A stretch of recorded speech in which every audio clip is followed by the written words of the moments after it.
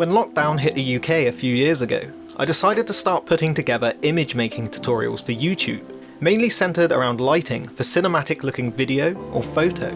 Being stuck at home with no one but myself to film, I made do with what I had to further my understanding of how to light an image in a filmic way, with the hope to help others further their understanding of light and film through my videos. I think a locked off still shot is a great way to learn about and observe the intricacies of light and how it affects a viewer's perception of and feelings toward an image. And over the last 2 years, using myself as a subject, frowning a lot, and explaining these processes has gradually turned into a larger part of my job and how I make money.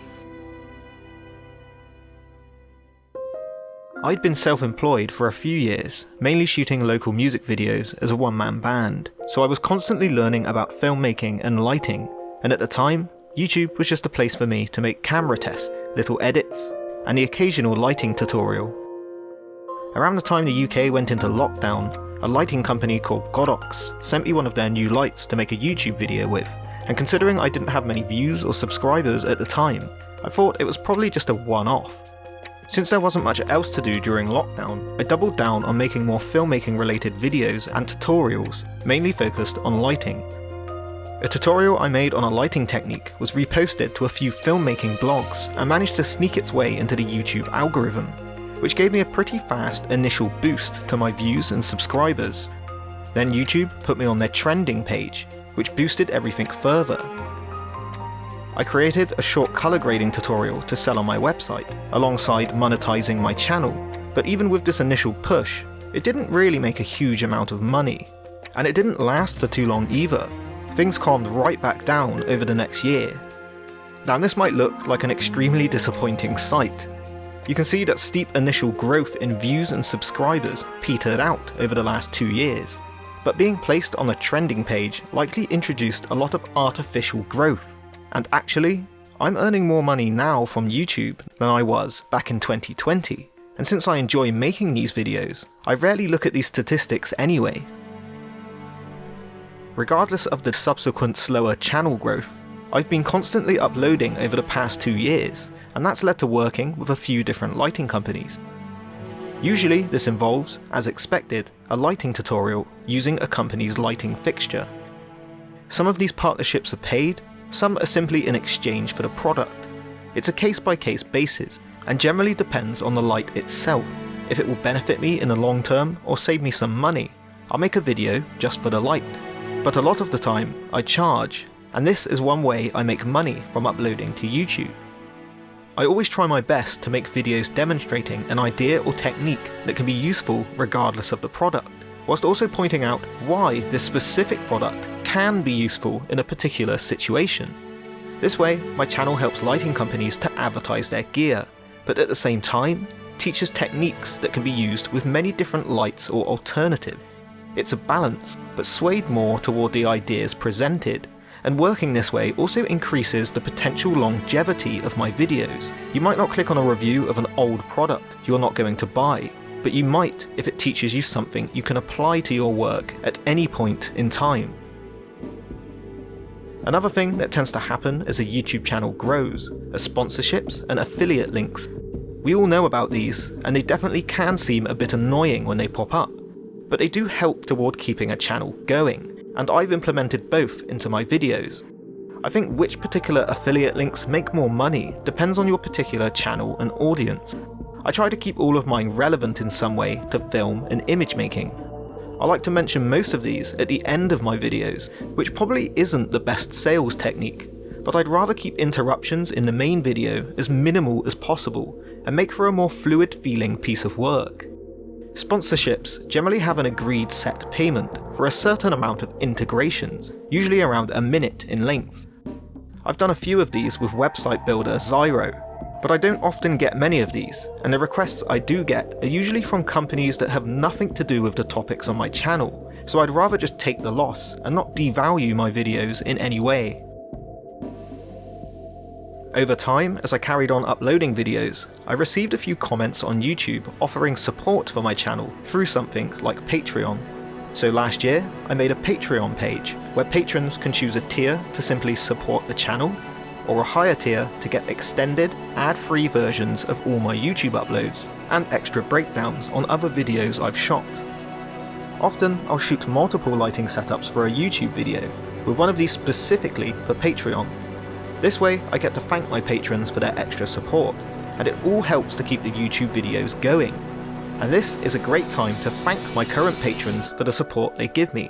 I can't thank you all enough, and I appreciate every one of you for helping to keep this channel going and growing. As I've been growing my YouTube channel, a couple of film and image making related companies have reached out to me, two of which being AudioSocket, a music licensing platform, and Shutterstock. This way, I've been able to create a couple of ads for AudioSocket and lighting tutorials for both companies, which is another way I get paid per video.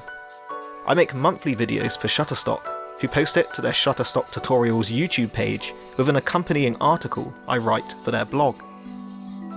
One other way I make some money from YouTube is selling a mini lighting course on my website, which I advertise through my videos.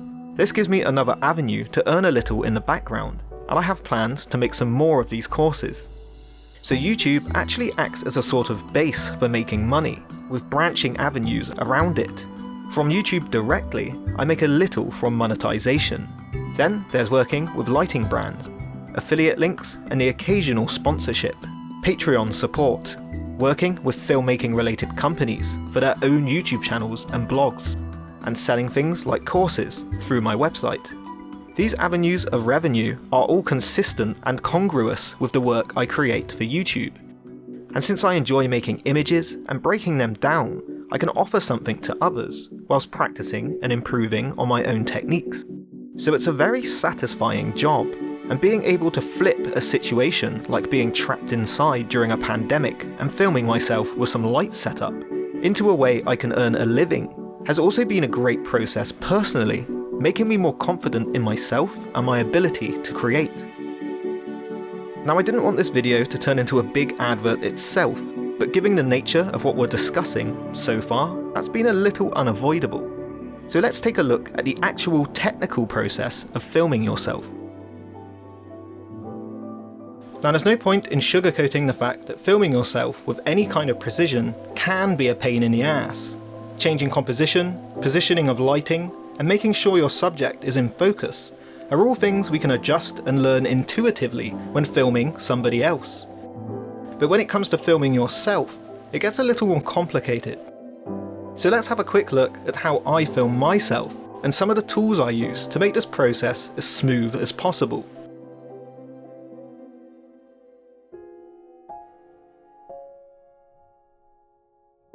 First things first, we need a camera. We're shooting with a Blackmagic Pocket Cinema camera 6K Pro, but honestly, the camera itself is somewhat irrelevant. There are many cameras these days that produce great images and are also affordable, and a simple Google search can be invaluable if you're looking for a camera. The cage around our camera, which has a handle attached and lots of threads for accessories, is relevant though, and we'll see why shortly. So, you've got your camera. Imagine you set up your scene, adjust the room, where you'll be positioned, and where you'll film yourself from, roughly compose and focus the shot, only to sit down and realise you can't actually see what you're filming. Well, that's okay, let's check the shot. Composition is off, and we're out of focus, so we'll readjust and try again. Now we've got focus, but we're sat a little too far to the right of frame, so we'll readjust and try again. Now we're too far to the left, readjust and try again. Now we're out of focus again. This can go on, and is a massive time sink, not to mention extremely frustrating when you're just trying to achieve the relatively simple task of framing up and focusing a still shot. One option to fix this is an external monitor. Attached to our handle and swiveled around, we can see what we're shooting by simply looking at the monitor. But this isn't exactly a close-up. We could probably get a rough framing this way, but we're too far away to even see if we're in focus.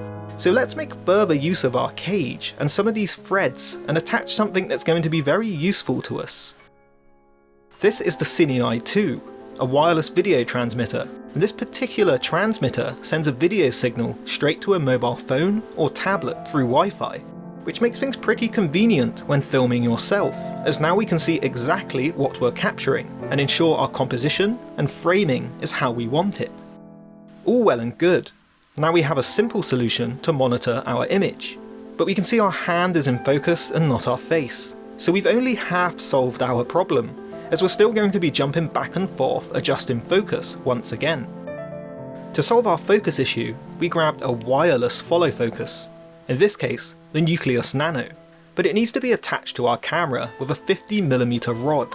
Well, attached to our camera cage is a small rig base plate with two 50mm rod clamps, so we can insert a couple of 50mm rods under our camera, and attach the wireless follow focus to our lens. Unlike our monitor and video transmitter, which can be powered by Sony batteries, the follow focus is powered by USB. But where do we get that power from? Actually, since we've been shooting this video, all of our batteries have been draining quite fast, with our camera battery pretty close to empty, so it would be pretty handy to have a large battery that can power everything. Well, now we've got those 50mm rails on, we can attach a battery plate, which takes a larger V-mount battery. Now we don't have to rely on these smaller batteries and can power our camera, monitor, and wireless video transmitter with the V-mount battery through the battery plate. And the battery plate has a couple of USB ports, so there's our wireless follow focus powered too. Now everything is powered through one battery. We don't have to worry about scrambling about for little batteries every time something runs out. We just attach a new V-mount battery.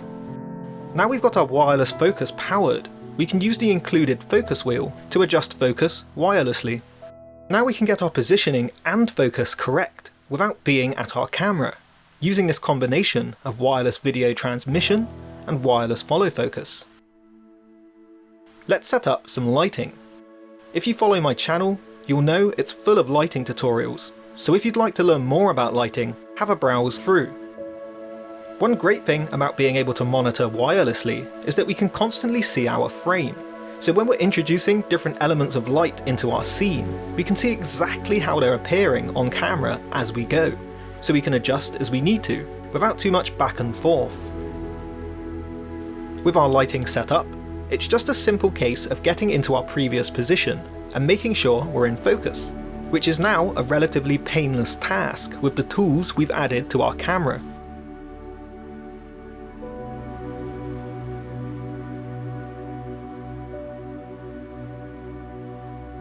Imagine if we took all that time setting all of this up, only to find we'd have to go back and forth to adjust positioning, focus and lighting again and again, making for an incredibly slow process. This is actually how I started filming myself, and although it wasn't impossible, it wasn't very efficient. So having the tools to shoot more accurately and reliably have been a massive help when creating these videos, making the entire process faster, being able to create more, and in turn, earning money doing something I'm passionate about. And these practices haven't just helped me when filming myself, but have also improved workflow and efficiency when I film for others. It's both easier and harder to make money from things like content creation these days, but I think if you're honest about what you're doing, you maintain a capacity to keep learning, and most importantly, you enjoy it, you might be surprised where things can go. If I hadn't made a little video about upstage lighting back during lockdown in 2020, this video might not exist.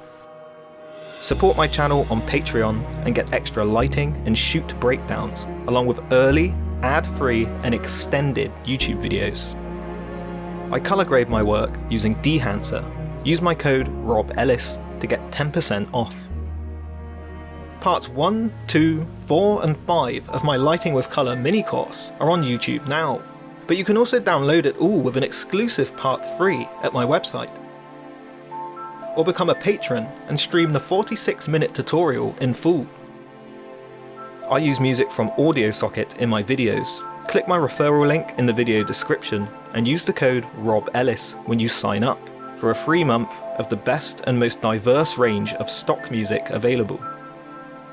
Use my code RobEllis over at Zyro to get up to 71% off your website or storefront, with 3 extra months free, along with a custom domain for a year. I use ArtGrid for stock footage. Get an extra 2 months free when you sign up using my link in the video description.